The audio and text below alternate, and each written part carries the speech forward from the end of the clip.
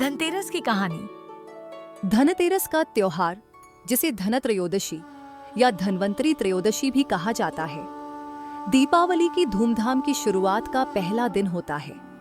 यह त्योहार खुशियों और समृद्धि का पर्व है, जिसे कार्तिक महीने के कृष्ण पक्ष की त्रयोदशी को मनाया जाता है।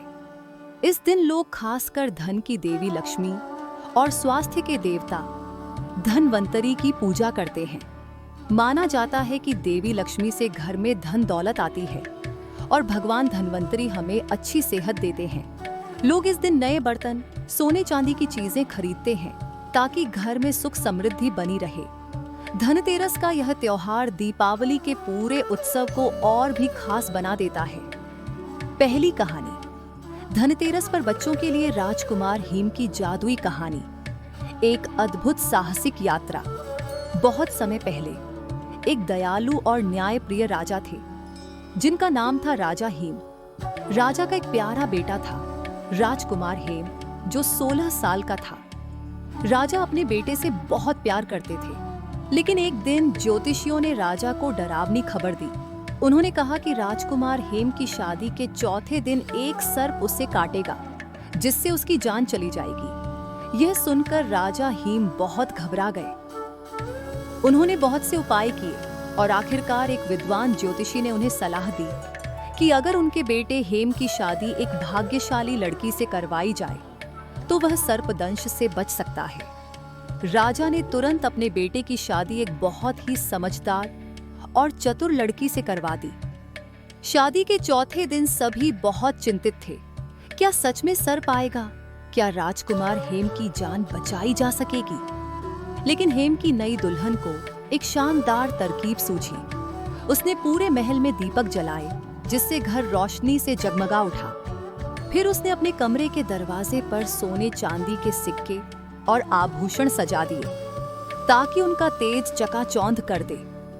इसके बाद उसने अपने पति को जगाए रखने के लिए बहुत ही मधुर गीत गाने शुरू कर दिए। उसकी आवाज इतनी मीठी थी कि सुनने वाला मंत्रमुग्ध हो जाए। जैसे ही रात का अंधेरा गहरा हुआ, यमराज सर्प के रूप में आए ताकि राजकुमार हेम की जान ले सके। लेकिन जैसे ही उन्होंने दरवाजे के पास पहुंचकर देखा, सोने चांदी की चमक और दीपों की रोशनी से उनकी आंखें चौंधिया गईं। साथ ही दुल्हन के सुरीले गीत सुनकर वे वहीं बैठ गए और रात भर गीत सुनते रहे। सुबह होते ही यमराज समझ गए कि वे समय पर हेम की जान लेने से चूक गए हैं। उन्होंने हार मान ली और वापस चले गए। इस तरह राजकुमार हेम की जान बच गई। और इस घटना के बाद लोग धनतेरस के दिन घर में यमदीप जलाते हैं, ताकि यमराज कभी उनके घर न आए और सभी को लंबी उम्र का आशीर्वाद मिले। दूसरी कहानी। अमृत कलश का रहस्य। धन्वंतरी की अद्भुत कहानी। बहुत समय पहले की बात है। देवताओं और असुरों के बीच सत्ता के लिए एक भयंकर युद्ध छिड़ा था। दोनों पक्ष यह साबित करना चाहते थे कि वे सबसे श्रेष्ठ हैं। जब कोई हल नहीं निकला तो भगवान विष्णु ने एक सुझाव दिया। उन्होंने कहा कि अगर देवता और असुर साथ मिलकर समुद्र मंथन करें तो जो भी पक्ष मंथन से सबसे कीमती चीज हासिल करेगा वही श्रेष्ठ माना जाएगा। इस सुझाव को मानकर देवता और असुरों ने मंथन शुरू किया। उन्होंने मंथन करने के लिए विशाल नाग वासुकी को रस्सी के रूप में इस्तेमाल किया। जैसे जैसे समुद्र मंथन हुआ, उसमें से कई कीमती चीजें निकलने लगी। फिर कार्तिक महीने के कृष्ण पक्ष की त्रयोदशी के दिन समुद्र से धन्वंतरी, जो देवताओं के वैद्य थे, प्रकट हुए। उनके हाथों में अमृत कलश था, जो जीवन का अमृत यानी अमृता प्रदान करने वाला था। धन्वंतरी ने वह अमृत कलश देवताओं को सौंपा, जिससे देवता शक्तिशाली बन गए। उसी समय समुद्र से मां लक्ष्मी भी प्रकट हुईं, जिन्हें भगवान विष्णु ने अपनी पत्नी के रूप में स्वीकार किया। इस अद्भुत घटना के कारण लोग धनतेरस का त्योहार मनाते हैं। इस दिन भगवान धन्वंतरी और मां लक्ष्मी की पूजा की जाती है, ताकि घर में सुख, समृद्धि और अच्छा स्वास्थ्य बना रहे। धनतेरस का उत्सव और आज की परंपराएं। धनतेरस का दिन बच्चों के लिए बहुत खास होता है।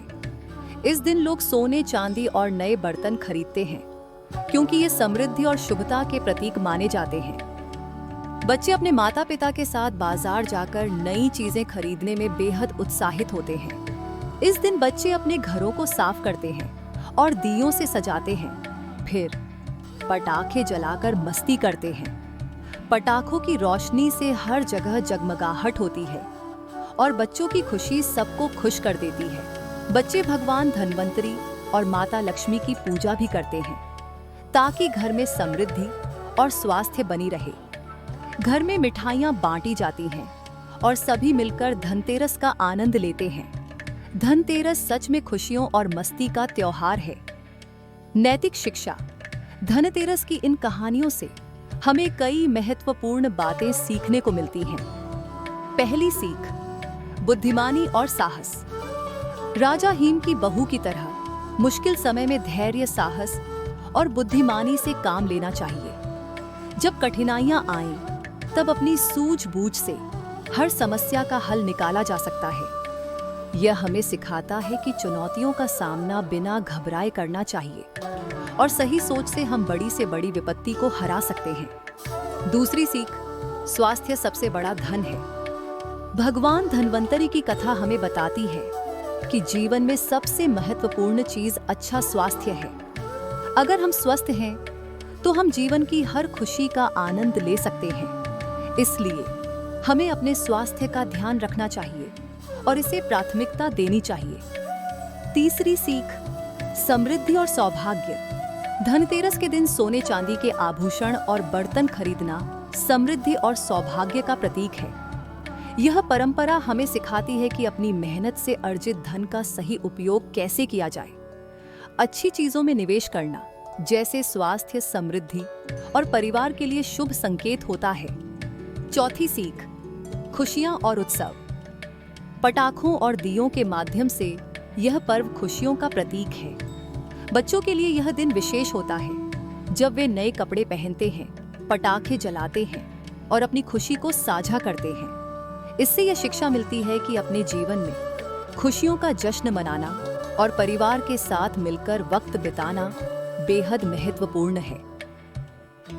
धन्यवाद।